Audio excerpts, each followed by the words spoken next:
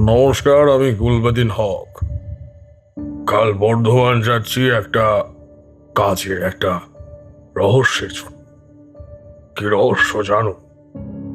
একটা মন্দির আছে একটা গ্রামে, ছিন্ন মস্তার মন্দির। সেই মন্দিরটা নাকি খুব রহস্যজনক। সেখানে নাকি খুব অলৌকিক রহস্যময় ঘটনা ঘটে। জোপে ঝাড়ে জ্বলন্ত চোখ দেখা যায়। আমি যাচ্ছি কালকে। আহ, কখন যেন? দুপুরবেলায়। কোথায়? স্কেয়ার অ্যালার্ট অফিসিয়াল চ্যানেলে। তাহলে দেখতে ভুলো না কিন্তু, বা শুনতে ভুলো না।